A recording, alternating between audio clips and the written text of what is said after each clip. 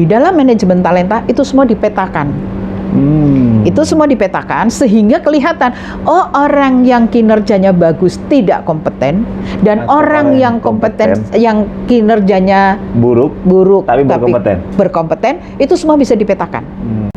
Orang itu harus diperlakukan dengan trust, dengan kita percaya mereka orang dewasa, bukan masuk pegawai itu kan sudah dewasa. Jangan dianggap mereka itu anak kecil gitu ya. Karena kita memperlakukannya seolah-olah mereka itu anak kecil, kita rigid dengan ini, akhirnya mereka jadi anak kecil beneran.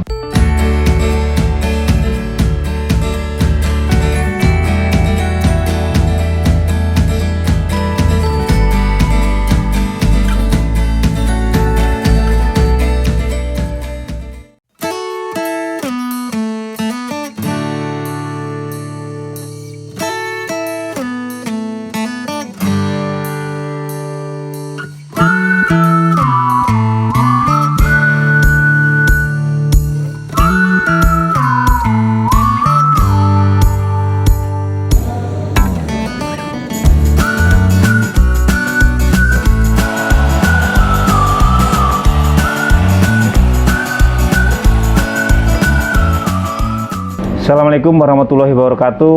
Kembali lagi di channel Mumet karena kemumetan milik kita bersama. Masih di segmen Bini, bincang intim ngulik institusi. Pemirsa Mumet pasti sedikit familiar dengan ruangan ini, Bu, ya. Karena kita sudah pernah ngobrol. Waktu itu kita pernah ngobrol soal sistem merit. Ya. Nah, ini adalah sambungan dari sistem merit. Kita lagi-lagi di KASN dengan Ibu Sri Adiati. Selamat sore, Bu. Selamat sore. Assalamualaikum warahmatullahi wabarakatuh. Bu, kemarin tanggapan pemirsa Mumet sangat antusias, Bu, untuk mengetahui tentang sistem merit. Oh gitu. Karena itu bagi mereka adalah ilmu yang mungkin sudah sempat tipis-tipis didengar tapi kurang disosialisasikan gitu. Nah, sekarang, Bu, kita akan ngomongin soal manajemen talenta. Ya. Teman-teman juga pasti akan lebih nggak ngeh lagi, Bu. Kok di ASN ada talenta? Kan talenta biasanya olahraga, sepak bola atau apa. Oke. Jadi kita mohon diberikan pencerahan, Bu, tentang manajemen talenta ini seperti apa dan bagaimana mekanismenya. Saya baca-baca sedikit, ada mungkin istilah-istilah seperti retensi, ada perluasan jabatan, ada perluasan kewenangan. Bagaimana kita mencari sosok itu lewat talenta-talenta tadi? Oke. Gimana sih, Bu? Di Bisa dijelasin, Bu, gitu di ya. organisasi, Bu? Ya. Baik, terima kasih. Ini aku lali sama Mas apa? Saya Mas Arif Budiman, Ibu. Mas Arif Budiman. Soalnya saya punya komisioner namanya Arif Budiman. Iya. Nah, terima kasih. Jadi benar sekali kita sudah ini yang kedua kali ya. Mudah-mudahan nggak bosen pemirsa. Kita ngobrol santai saja. Betul. Karena ini materi cukup berat. Kalau saya berikan dengan serius atau kayak di kuliah ini 1 semester ya, mungkin lebih gitu ya. Jadi kita nanti silahkan dipotong kalau pengen ada yang Diperjelas, Ibu, ya. diperjelas, silahkan intervensi langsung. Saya akan cerita dengan mudah-mudahan dengan cara santai sehingga pemirsa bisa lebih memahami tapi tidak harus mengernyitkan dahi gitu ya. Tadi disebut talenta itu kan adanya di olahraga. Betul. Gitu ya. Ya, talenta itu kan macam-macam. Ya. Mungkin saya menganggap diri saya sendiri bertalenta di bidang kuliner. Saya bisa masak, saya bisa bikin kue. Ini contohnya kue yang saya bikin. Oke. Saya juga bisa masak. Mungkin Mas Ari lain lagi talentanya. Di olahraga juga banyak sekali orang yang tidak punya kemampuan, ya tentunya tidak bisa optimal gitu ya. Tapi semua orang itu kan punya talenta. Betul. Ya kan? Hanya mungkin ada yang sudah digali, ada yang belum. Jadi kelihatan, oh ini berbakat sekali dalam olahraga, dalam seni dan sebagainya. Nah, kalau kita bicara talenta dalam organisasi, berarti ini adalah orang-orang yang mempunyai talenta yang terkait dengan organisasinya, dengan tugas fungsi yang ada di dalam organisasi. Jadi kalau Anda saya di KASN, Maka talenta saya adalah talenta yang terkait dengan pekerjaan yang ada di KASN. Pegawai-pegawai yang ada di sini di KASN, saya punya 150-an pegawai. Itu yang saya anggap bertalenta adalah pegawai-pegawai yang paham apa fungsi dan tugasnya sebagai pegawai KASN. Nah, jadi beda ya. Kalau tadi saya talenta bidang olahraga misalnya basket, kemudian sepak bola, kemudian voli, tenis gitu ya. Di bidang seni juga begitu. Ada yang musik pun macam-macam kan. Nah, tapi kalau di dalam talenta organisasi adalah yang paham betul dan mampu untuk bekerja sesuai dengan fungsi dan tugas utamanya di organisasi. Ibu, kalau dari penjelasan awal Ibu tadi, terus bagaimana Bu kita bisa mengetahui, bisa memetakan ini orang bertalenta nggak di organisasi kita ini? Ya. Jadi sebelum kita ke sana ya, saya mau cerita dulu perkembangan bagaimana pegawai itu dikelola, baik di swasta maupun di pemerintah. Jadi kalau Anda yang backgroundnya atau tertarik mempelajari manajemen sumber daya manusia, dulu di awal-awal kita mengenal bagaimana mengelola pegawai itu kita sebut dengan manajemen personil, manajemen kepegawaian. Ya, manajemen kepegawaian di situ tuh kita hanya dicatat, hanya keTU-an. Kapan rekrutmen, kapan diklat, kapan naik gaji, kapan pensiun gitu kan? Iya, betul, Ibu. Tapi nggak ada strategi. Orang ini masuk diapain nggak ngerti. Pokoknya kamu masuk, kerja, digaji. Kalau kamu mau keluar atau kamu tidak berkinerja, selesai. Kontrak selesai. Kan begitu ya? Betul. Berkembang, semakin menyadari, oh ternyata manusia ini punya sesuatu yang lain daripada sekedar bangku, kursi, meja, lemari dan sebagainya. Betul. Manusia punya akal, manusia punya pikiran. Dalam organisasi, manusia mempunyai kemampuan lebih daripada sekedar barang-barang yang saya sebut tadi. Kan kita kalau dikerjakan ada meja, ada kursi, ada lemari, ada buku gitu kan. Ada manusianya juga. Betul. Nah, berkembang benar, semakin disadari ternyata manusia itu nggak bisa diperlakukan sama dengan barang-barang mati tadi. Betul. Muncullah kemudian manajemen sumber daya manusia. Di sana kemudian manusia sudah mulai dianggap penting, ada strategi. Kalau dia masuk, dia tidak sekedar harus disuruh kerja kayak robot, tapi harus dikelola, harus diberi kepuasan, harus diberi kenyamanan dalam bekerja sehingga dia bisa mengeluarkan semua potensinya, yang kalau kita sebut sekarang semua talentanya, ya, sehingga dia bisa optimal di organisasi. Berkembang lagi ke sini, sekarang Anda mengenal human capital, ya kan? Pernah dengar kan human capital? Betul. Itu juga RB 2024 kita harus mengarah kepada human capital. Wah, ini lebih hebat lagi. Ternyata manusia itu tidak sekedar sumber daya yang berbeda dengan sumber daya yang lain, tapi dia capitalnya. Mau secanggih apapun teknologi, mau secanggih apapun senjatanya, kalau manusianya nggak bisa menggunakan, percuma. Ya. Nah, dengan pendekatan human capital, kemudian muncullah instrumen manajemen talenta. Karena yang akan menjadi capital di dalam organisasi adalah talenta-talenta, orang-orang yang bertalenta di dalam organisasi. Kalau Anda tidak bertalenta, ya sudah, habis. Nggak bisa menjadi capital. Nah, kalau nggak bisa menjadi capital, ya sudah, pergi saja dari organisasi. Gitu. Ibu, kita kemarin kan belum selesai, maksudnya dalam tanda kutip ASN itu belum selesai dalam memahami sistem merit. Ya. Tiba-tiba datang lagi ada manajemen talenta. Ya. Sebenarnya korelasi antara sistem merit system dan manajemen talenta ini kan saling berhubungan, Bu. Oh, pasti.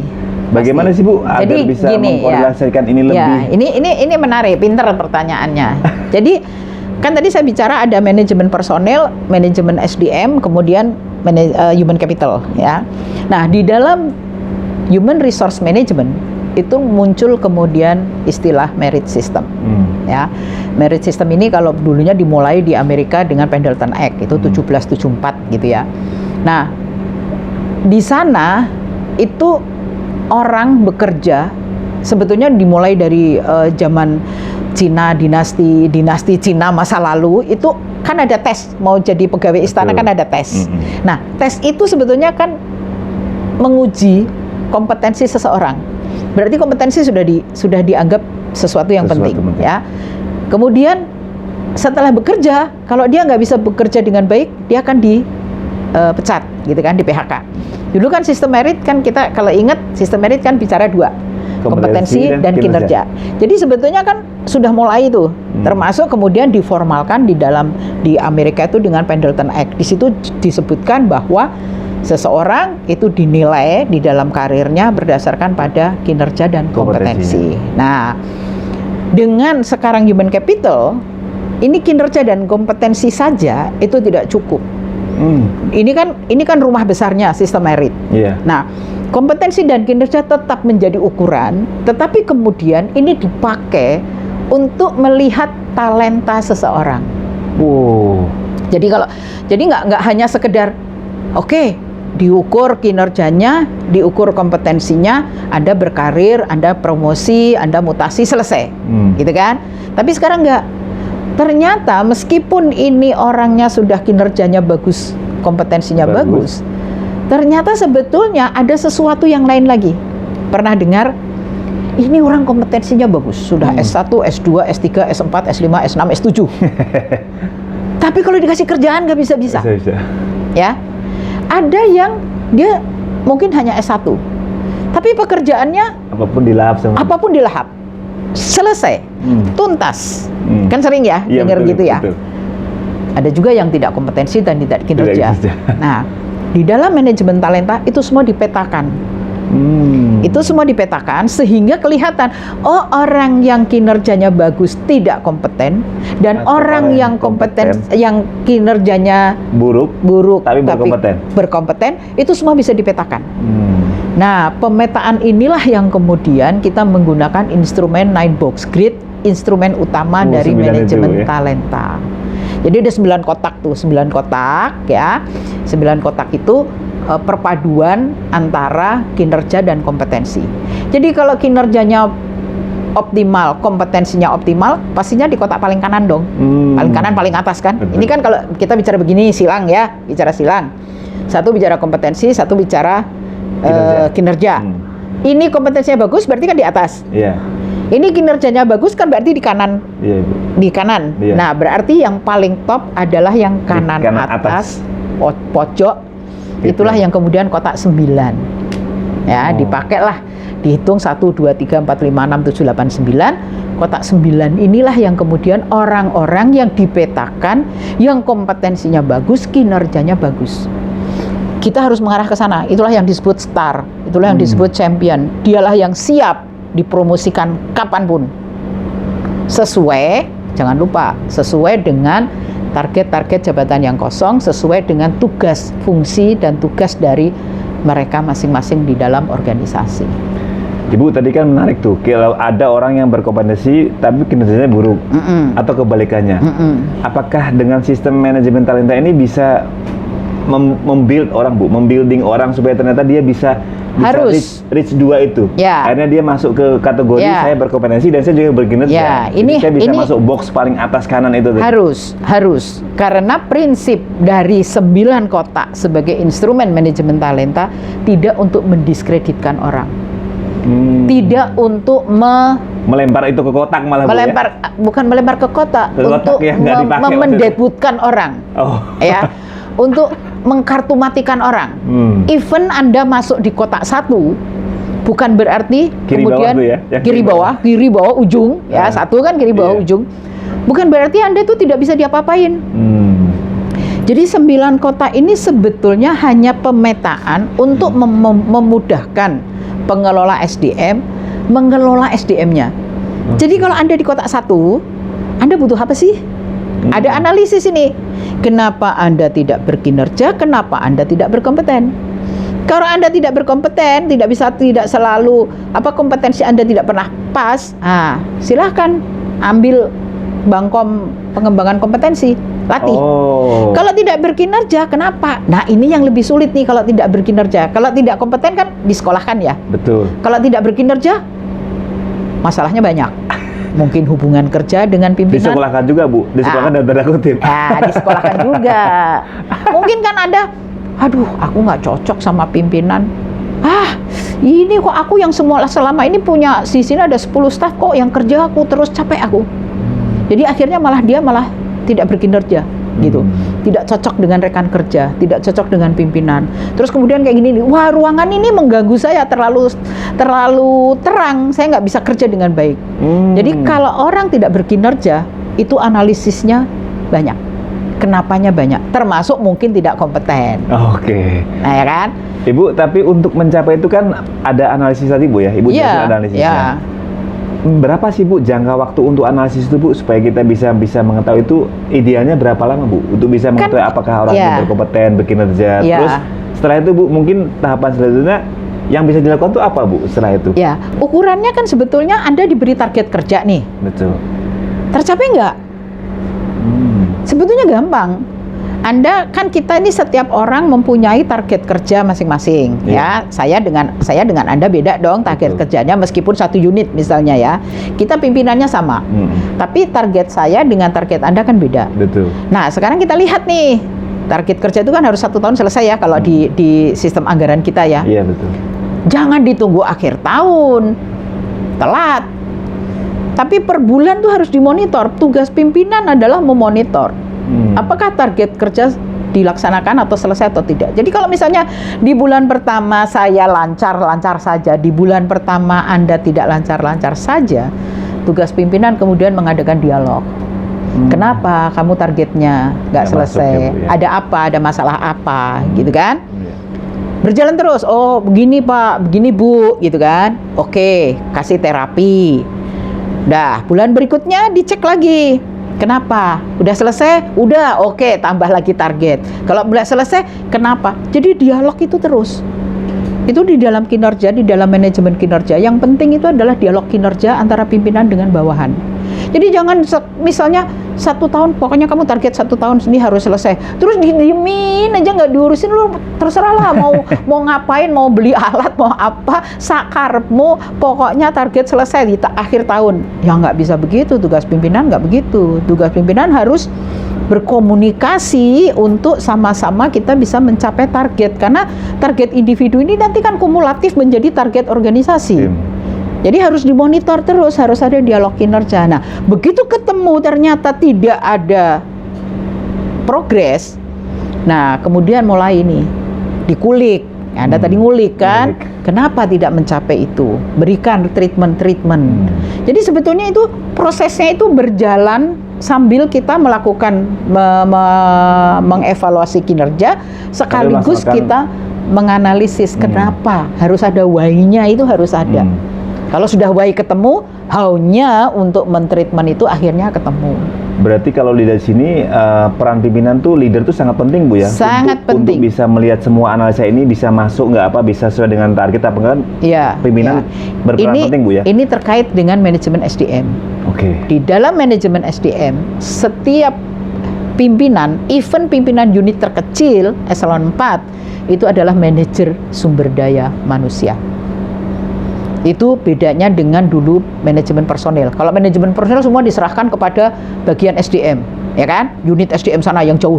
Kalau pegawainya ribuan tuh jauh tempatnya gitu. Tapi kalau sekarang dengan human resource management, setiap pimpinan unit sampai pimpinan unit terkecil dia adalah manajer SDM. Jadi Anda kalau eselon 4 punya anak buah 8, Anda harus tahu ini. Anak buah 8 saya itu kekuatan, kelemahannya di mana masing-masing. Anda harus banyak dialog, Anda harus banyak berdiskusi dengan mereka. Ini menariknya manajemen human resource management. Karena mungkin kalau kita bisa, mungkin juga banyak terjadi, Bu, di lembaga-lembaga, Bu. Banyak tuh pimpinan mungkin yang lebih senang kalau misalnya ada pegawainya itu yang ternyata nggak bisa, dia milih, ya udahlah kalau kamu lama mendingan saya pakai yang ini aja. Dia bisa lebih cepat dan dia lebih senang diajak bekerjasama, dan itu menunjang kerjanya dia, dan akhirnya orang yang tadi dianggap nggak bisa, nggak diajak ngobrol, malah diemin, dibiarin, diparkir, malah nggak dikasih kerja sama sekali. Jadi dia istilahnya model-model pendiaman ini masih sering terjadi, Bu. Itu gimana tuh, Bu, ya, kalau seperti itu? salah satu bahwa kesadaran kita bertanggung jawab terhadap pegawai yang ada di unit kita itu masih kurang. Jadi itu masih pakai pola manajemen personil. Ya, urusan betul. pegawai adalah urusan bagian SDM. Ya, selalu seperti itu. Begitu kita tidak cocok, dikembalikan ke bagian SDM. Nggak ada tanggung jawab dari pimpinan unit untuk kemudian membina, mengembangkan, mengcoach, mementori pegawai yang ada di unitnya masing-masing. Padahal itu tanggung jawab. Begitu dia menjadi pimpinan di satu unit, dia menjadi manajer SDM, dia harus bertanggung jawab terhadap kompetensi dan kinerja masing-masing anak buahnya. Karena kan nanti ini kembali lagi, ini kan kontribusi masing-masing kinerja anak buah, ini kan kinerja unit. Tapi kalau sekarang kan karena persepsi atau pemahaman pimpinan tentang human resource management ini belum tadi seperti Anda bilang, bicara sistem merit aja belum, udah bicara manajemen talenta gitu kan. Nah, akhirnya ya udah, pokoknya kalau nggak bisa kerja, kamu tak kembaliin ke bagian Betul, SDM, kembaliin gitu. Dan kita minta lagi orang yang bisa. Iya. Padahal nggak cocok lagi gitu kan? Nggak cocok lagi akhirnya. Nah, jadi ada yang seolah-olah ini orang ini kok dipindah kemana-mana nggak cocok gitu ya? Atau ini pimpinan dikasih orang seperti apapun nggak pernah cocok gitu kan? Nah, coba dipakai pendekatan manajemen sumber daya manusia. Bahwa begitu Anda menjadi seorang pemimpin, Anda tidak hanya bertanggung jawab terhadap akuntabilitas unit terkait dengan fisik, tetapi Anda juga bertanggung jawab terhadap SDM yang ada di lingkungan Anda. Dan itu butuh komunikasi. Tidak sekedar nih tak kasih kerjaan, terus disposisi toh, Iya, laksanakan, selesaikan. Catatannya. Nggak ada bimbingan, nggak ada catatan-catatan bahwa kamu kalau melaksanakan ini harus ini. Makanya perlu komunikasi. Anak buah juga begitu dikasih disposisi selesaikan, jangan segan untuk bertanya. Ada nggak? Ini saya nggak mudeng nih yang kayak gini nih. Ini harus seperti apa gitu. Nah itu komunikasi dialog kinerja yang terjadi antara pimpinan dan anak buah. Dan itu prinsip itu sudah harus dilaksanakan di era sekarang ini dengan pendekatan human capital, dengan pendekatan manajemen talenta dan manajemen kinerja. Ini dua hal yang tidak bisa dipisahkan. Kita bicara manajemen kinerja, kita bicara manajemen kompetensi atau manajemen talenta. Nah, ini dua hal yang akan kemudian bersinergi untuk menghasilkan kinerja optimal dari seorang pegawai. Berarti manajemen kinerja dan manajemen talenta tadi, Bu, saat ini sudah mulai diterapkan, Bu, ya, di lembaga-lembaga ASN di... Sudah, karena di dalam Undang-Undang 5 2014 sudah jelas disebutkan kita itu berdasarkan pada sistem merit. Sistem merit itu adalah kinerja dan kompetensi. Kinerja tadi pakai manajemen kinerja, pakai sistem manajemen kinerja. Kompetensi kita ukur kompetensinya, kita lihat dari rekam jejak jabatan, dari rekam jejak diklat. Kemudian kita bisa menggunakan juga assessment center. Assessment center bukan satu-satunya cara ya, ada metode-metode lain gitu. Kita menggunakan itu semua untuk melihat kompetensi seseorang. Sehingga kalau kompetensi dan kinerja ini klop, itulah kemudian manajemen talenta atau talent pool kita harus mulai didasarkan pada itu. Jadi tidak didasarkan pada kedekatan Anda dengan saya kemudian Anda masuk box 9, tidak. Semua ada ukurannya. Nah, itu dipakailah kemudian kalau kita bicara kompetensi, kita bicara assessment center, tapi itu tidak satu-satunya instrumen. Itu yang saya harus tekankan. Assessment center tidak satu-satunya instrumen. Selama ini assessment center masih dibilang mahal. Kalau itu menjadi satu-satunya instrumen, instansi pemerintah akan keberatan untuk kemudian menyusun talent pool dengan assessment center. Makanya assessment center itu di undang-undang dikatakan dapat menggunakan assessment center untuk melihat kompetensi seseorang. Dengan kata dapat, berarti ada cara lain dong. Nah, kalau saya instansi nggak punya duit, saya mungkin di daerah yang miskin ya, boro-boro untuk lihat kompetensi orang, gaji aja kadang kita nggak bisa sama dengan daerah lain, kan ada yang seperti itu gitu kan.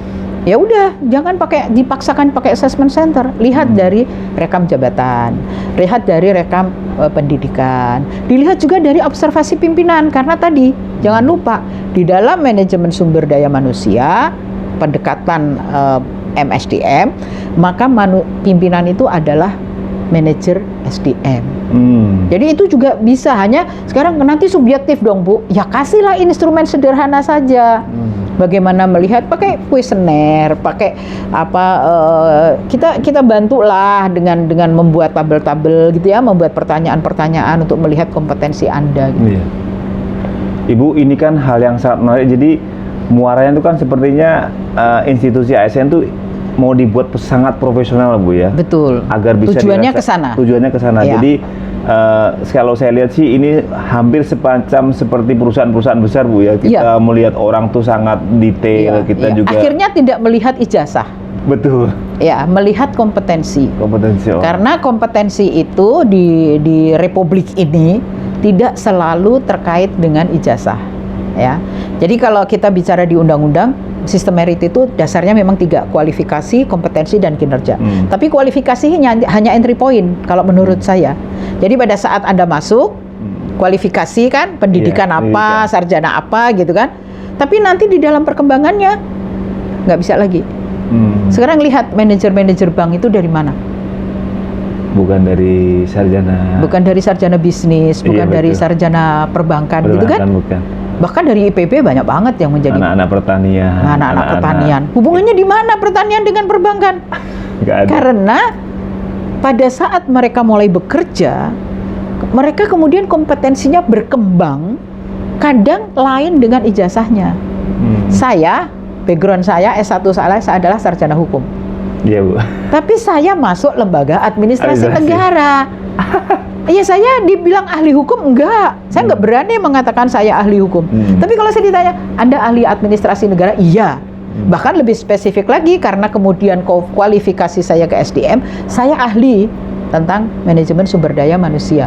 Tapi kalau saya ditanya, meskipun saya sarjana hukum, saya nggak ahli hukum. Nggak berani saya menyebut saya ahli hukum, karena kompetensi yang saya kembangkan di dalam karir saya sudah tidak sesuai dengan kualifikasi saya.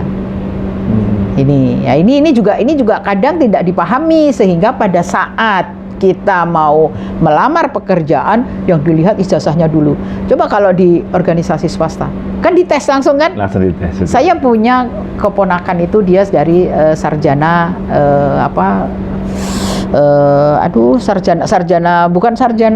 sarjana ekonomi. Pas dia melamar pekerjaan, dia di situ ditulis kompetensinya apa? Bidang IT. Padahal nggak ada kualifikasi IT. Tapi dia bidang kompetensi saya adalah IT, bukan ekonomi. Jadi pada saat dites, ya dites tentang IT. Lolos. Jadi kualifikasi pendidikannya nggak cocok dengan kompetensi yang dia. Ya karena dia otodidak kan. Ya sekarang kalau misalnya kayak Anda ini sekarang bermain dengan teknologi seperti ini, dasar pendidikannya apa? Tidak. Nah, ya. Tapi kalau misalnya saya tanya, Anda kompeten nggak sekarang ini membuat podcast gini? Kompeten kan? Kompeten. Nah, sangat kompeten. Sangat kompeten kan? Padahal pendidikannya nggak ada ke situ. Nggak ada, Ibu. Nah, jadi kompetensi Anda dengan kualifikasi pendidikan menjadi berbeda. Kalau besok ternyata dibutuhkan seseorang yang ahli teknologi seperti ini, membuat konten-konten seperti ini, mungkin Anda berani melamar. Betul, Ibu. Meskipun ijazahnya Anda nggak punya. Iya. Tes saya coba, gitu kan? Nah, kalau bicara kompetensi, silahkan dites. Ibu, untuk manajemen talenta dan merit system ini kan tadi udah saya sempat singgung sedikit, akan muaranya mewujudkan ASN yang profesional. Berkualitas. Blueprintnya, Bu, kira-kira tuh pengennya tuh di tenggat waktu berapa lama sih, Bu, supaya sampai kita dapat seorang ASN yang dulu pernah kita ngomong sebelumnya, kalau kamu pernah lihat di Amerika tuh ASN tuh gajinya segitu. Nah, sampai berapa lama, Bu, kita bisa mencapai sampai ke sana? Sebetulnya pemerintah sudah menetapkan itu di dalam reformasi birokrasi itu di tahun 2024. Dikit lagi 2 tahun lagi, 2024 itu kita akan menciptakan ASN yang profesional, yang berdaya saing global, yang berkelas dunia. Dan manajemen SDM-nya, human capital-nya itu sudah di tahun 2024. Makanya sekarang ini kita ngebut dengan manajemen talenta, kita banyak kemudian membantu instansi mengembangkan, mendesain manajemen talentanya, karena nanti juga akan ada manajemen talenta nasional nih. Oh. Jadi nanti akan ada 2, manajemen talenta instansi yang dibangun oleh masing-masing instansi dan manajemen talenta nasional. Nah, manajemen talenta nasional ini nggak kemudian membuat baru, tidak. Tapi manajemen talenta nasional ini adalah mengambil orang-orang di kotak 9 dari instansi-instansi menjadi database untuk manajemen talenta nasional. Jadi kalau Anda masuk di kotak 9 di instansi Anda, JPT, level JPT ya, itu sudah aset nasional. Nama Anda sudah masuk di database manajemen talenta nasional. Jadi kalau tiba-tiba instansi lain membutuhkan seorang yang ahli IT misalnya, muncul nih ya nama Arif, ya gitu kan. Muncul gitu. Karena apa? Nama Anda yang masuk di kotak 9 di instansi dengan kompetensi Anda itu sudah masuk di database manajemen talenta nasional. Jadi bukan kemudian manajemen talenta nasional membuat sendiri, enggak, tapi memanfaatkan manajemen talenta instansi. Hanya sampai saat ini belum ada satu instansi pun. Saya berani mengatakan ini karena saya sudah melihat semua dari hasil penilaian saya yang manajemen talentanya sudah selesai disusun dari bawah sampai level atas. Ada yang sudah menyusun di level JPT Pratama, ada yang sudah menyusun di level jabatan administrator gitu. Karena memang tidak gampang, tapi bukan berarti tidak bisa.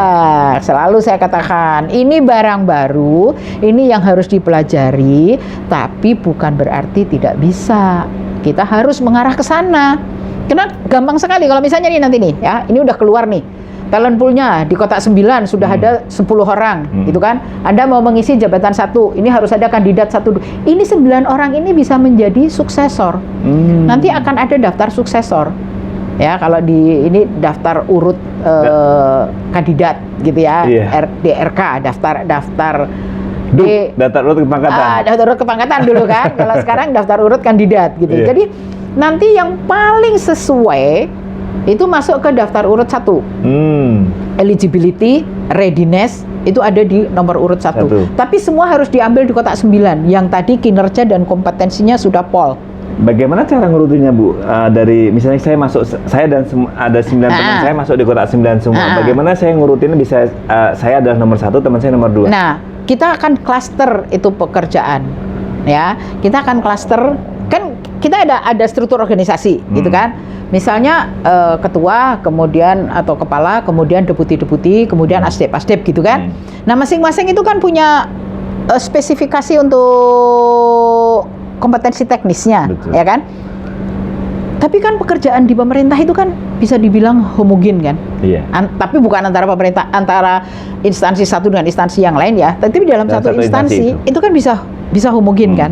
Jadi bisa saja seseorang masuk kandidat di kedeputian A, masuk juga kandidat di kedeputian B. Oh. Karena ini pekerjaannya begitu dilihat, kompetensi manajerialnya sama dong pasti. Sama. Kompetensi sosiokulturalnya juga dong, kan sama-sama levelnya JPT Pratama. Tapi kompetensi teknisnya dilihat nih, Anda bertiga. Ternyata, oh ini saudara Ari dari kompetensi teknis yang 10, dia sudah punya 10. Sudah dipetakan ini. Oke, berarti dia kandidat pertama di kedeputian A yang sesuai dengan kompetensi teknis tadi, ya. Tapi si B ternyata kompetensi teknisnya itu meskipun dia masuk di suksesor, tapi kompetensi teknisnya baru 9. Oh, berarti dia masuk di kandidat kedua. Jadi kalau sudah daftar urut kandidat, ya, itu dia tidak boleh diacak, harus nomor 3 yang menjadi promosi, nggak bisa.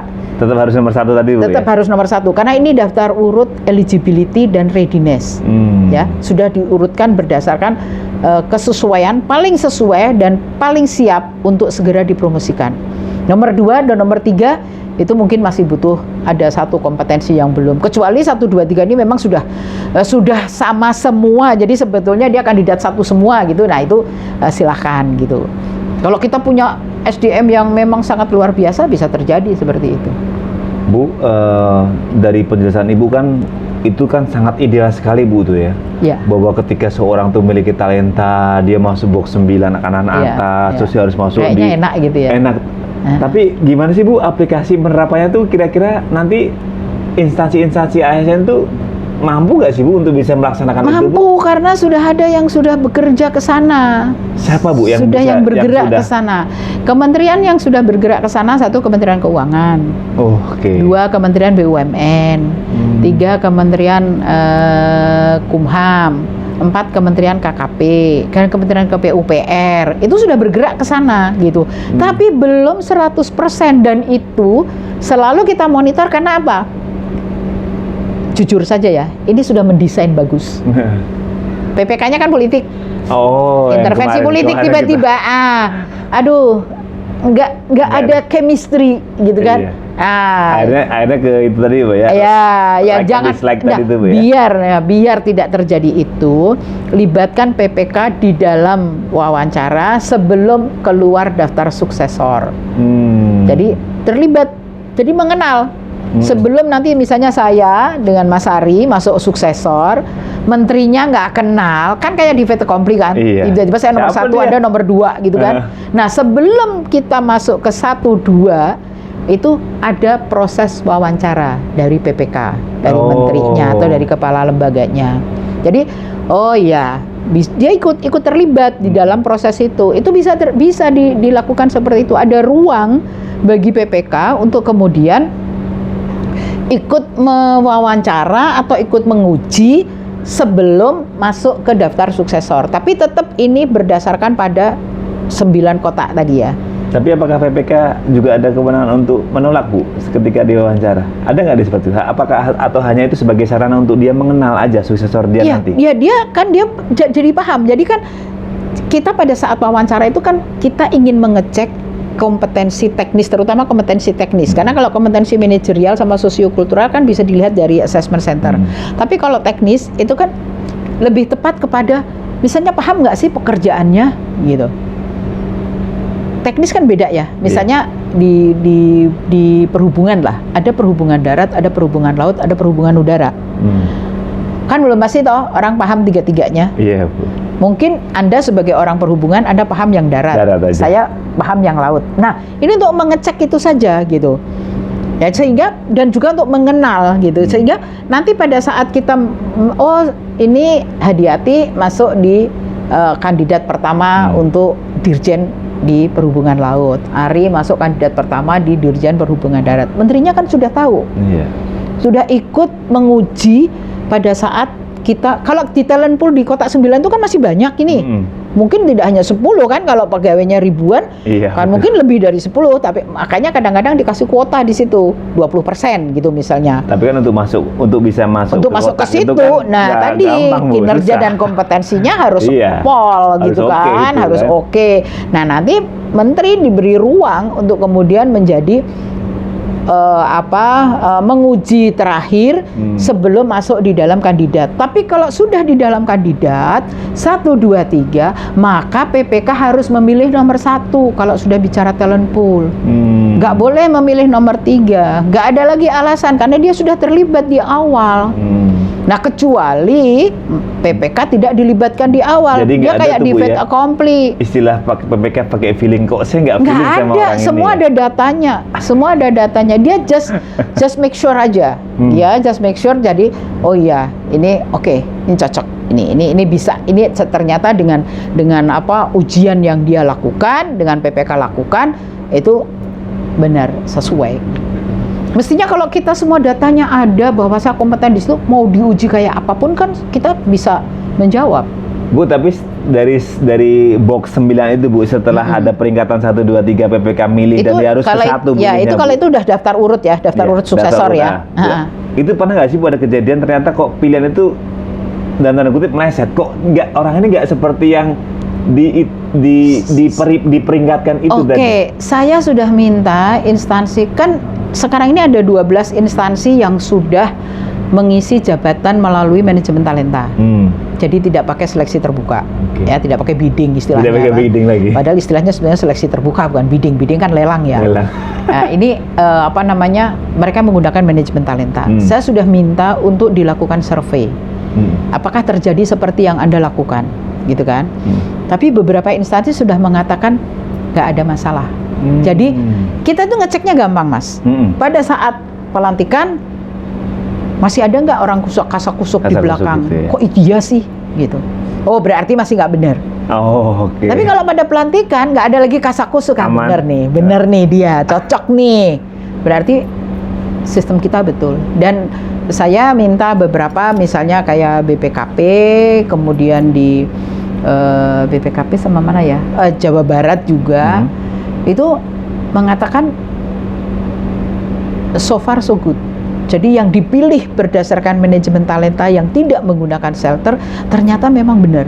Di sana diterima dan dia bisa teruji, Bu ya. Teruji. Gitu. Mereka sudah nggak menggunakan seleksi terbuka lagi, termasuk BPKP, kemudian Jawa Barat, Jawa Tengah. Tadi kalau kementerian kan 4 ya. Kalau LPNK itu ada BPOM, BPKP dengan LAN. Provinsi ada Jawa Tengah dan Jawa Barat. Kabupaten kota itu ada Bandung, Sumedang, dan Tangerang. Jadi baru itu pun belum membangun manajemen talenta yang keseluruhan. Karena ini manajemen talenta tuh nanti berjenjang kan. Jadi tidak one for all. Jadi tadi misalnya ini berarti ini kita bikin 9 kotak tadi, 9 box grid tadi, itu dari JA yang akan menjadi JBT Pratama. Oke. Nanti membuat lagi yang dari JBT Pratama ke JBT Madya. Nanti membuat lagi di sini di bawah yang dari jabatan pengawas ke jabatan administrator. Jadi setiap level itu punya talent pool masing-masing. Kan tidak dikelompokkan, kan kita ada 4 level. Iya. Pernah nggak sih Bu ada instansi atau lembaga yang bilang, kok ribet banget sih? Susah dan ribet. Kalau ribet banget di awal tuh mereka udah kalau pesimis. ribet banget iya. Kalau ribet banget iya. Ribet banget Banyak, iya, Bu. iya. Karena gini, kayaknya tadi 2 ya, simple ya. Iya. Kompetensi dan kinerja.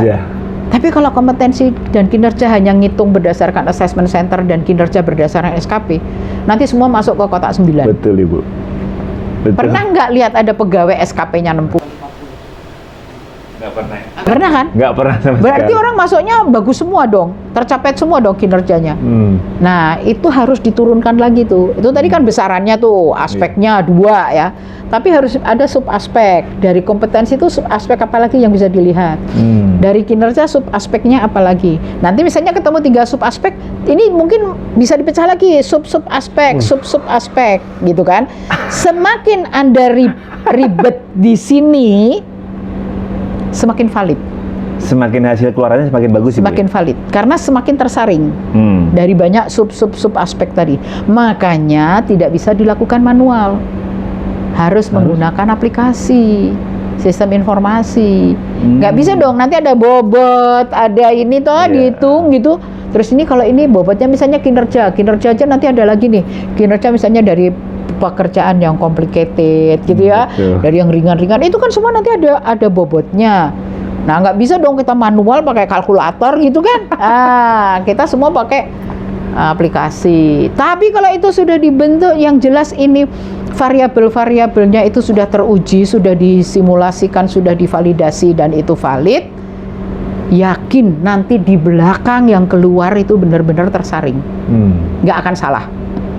Saya yakin nggak akan salah. Nggak akan salah, Ibu. Nggak akan salah. Tapi kalau di sininya sudah mulai bermain ngawur gitu ya, udah capek udahlah pokoknya kompetensi dan kinerja. Terus dihitungnya dari mana? Dari SKP sama dari assessment center. Ya silakan saja Anda akan kebingungan lagi. PPK akan bingung lagi karena ternyata loh kok semua masuk kotak 9 dan kotak 8, 7, 8, 9. Lah mumet lagi. Channelmu mumet itu tadi. Pemirsa, mungkin bagi yang bahasanya ngerasa berat, sebenarnya enggak sih. Sebenarnya ini simple aja. Kompetensi dan kinerja. Ya. Jadi kalau kita mau sedikit meluangkan waktu kita sedikit ribet sedikit aja, Bu, ya. Untuk di awal-awal, insya Allah hasil keluarannya bagus, Bu, ya. Iya.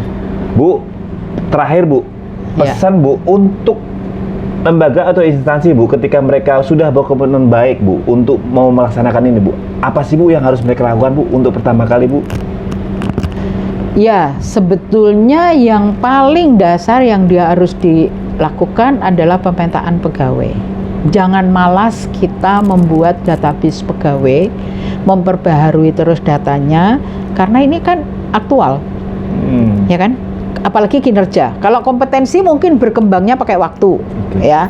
Tapi kalau kinerja bulan ini sama bulan depan bisa beda loh. Belum tentu sama, Bu, ya. Belum tentu sama, ya kan? Jadi updating data, Anda mempunyai database pemetaan pegawai itu akan menjadi dasar yang sangat awal. Kalau tidak, Anda akan kesulitan. Jadi begitu, petakan dulu nih semua pegawai. Ya tentunya membuat sistem dulu ya, manajemen kinerjanya benar gitu kan. Terus kemudian ada, oke lah, saya nggak punya duit, Bu, untuk assessment center. Ya oke, sekarang lihat rekam jabatan. Kita ini kan kita sudah bicara manajemen capital, kita sudah bicara manajemen human resource management ya, yang orang itu harus diperlakukan dengan trust, kita percaya mereka orang dewasa, bukan masuk pegawai itu kan sudah dewasa, jangan dianggap mereka itu anak kecil gitu ya, karena kita memperlakukannya seolah-olah mereka itu anak kecil, kita rigid dengan ini, akhirnya mereka jadi anak kecil beneran. Padahal kalau kita lakukan dengan trust, mereka sudah apalagi sudah sarjana, sudah pemikirannya sudah mateng gitu ya, ya sudah. Sekarang kita ini saja, kita petakan saja. Kompetensi Anda itu ada di mana? Itu tentu saja dengan bantuan misalnya tadi ya, assessment center, atau misalnya kalau Anda sudah 10 tahun di organisasi, kita lihat selama ini Anda bergerak di mana saja, Anda dipindahkan atau di unit mana saja. Oh, aku sudah pernah di kajian, aku sudah pernah di sekretariat, aku sudah pernah di diklat. Kalau Anda sudah pernah 3 ini, berarti kan paling tidak Anda menguasai bidang kajian. Betul. Anda menguasai bidang diklat, Anda menguasai bidang sekretariat, ya kan? Iya. Ya itu kan berarti kompetensi toh. Oke. Saya di LAN itu, di organisasi saya yang lama, sudah muter di mana-mana. Lah kok saya nggak tahu unit saya, kan yo namanya saya tidak dipercaya. Perlakukan pegawai itu dengan cara dewasa. Dengan jadi, trust tadi itu, Bu, ya? Dengan trust. Jadi mutasi rotasi itu menjadi salah satu instrumen untuk pengembangan pegawai, bukan untuk hukuman. Kadang-kadang orang dimutasi, dirotasi, bilang saya dihukum. Enggak, jangan berpikir dihukum. Itu sebetulnya salah satu cara paling cepat, paling mudah untuk mengembangkan kompetensi. Coba kalau Anda seumur-umur di bagian pegawai, ya kan? Iya, Bu. Jadi nggak tahu apa-apa yang berkembang lain. Gitu, iya. Padahal sebagai seorang manajer, Anda harus semakin tahu banyak rumah Anda. Ya kan? Anda punya rumahnya gede. Terus Anda cuma tahu teras saja. Ditanya dapur aja. Ditanya kamar mandi nggak tahu. Ditanya kamar tidur nggak ngerti. Ya nggak bisa dong. Nggak bisa jadi manajer begitu. Jadi seorang manajer itu harus penguasaan terhadap organisasinya itu sangat banyak, sangat cerah. Itu bisa didapat dengan cara rotasi, mutasi. Jadi berarti itu pemirsa, salah satu jangan sampai salah sangka, rotasi itu bukan untuk menghukum, tapi untuk bisa mengenal banyak. Ya, untuk pengembangan kompetensi. Jadi kita harus menghilangkan pikiran-pikiran kita yang sudah tertanam lama bahwa wah saya dirotasi berarti saya dihukum nih. Aduh, ada apa ya kok saya dirotasi ya? Pikiran orang SDM itu harus berpikir positif. Harus positif. Jangan negatif. Hilangkan yang negatif-negatif. Iya. Kalau ada negatif, ya ekses itu. Ibu, terima kasih sekali atas perbincangannya yang sangat membangun. Semoga dengan perbincangan kita, mudah-mudahan ada action yang nyata dari yang nonton podcast kita, Bu. Dari para pemimpin-pemimpin kita di luar sana. Semoga mereka sedikit terbuka pikirannya. Kita tidak menggurui, kita hanya share informasi. Jadi sampai ketemu lagi di edisi Bini berikutnya. Ingat, Anda mumet, saya mumet, tapi semua itu ada solusinya. Salam mumet. Wassalamualaikum warahmatullahi wabarakatuh. Waalaikumsalam warahmatullahi wabarakatuh. Terima kasih.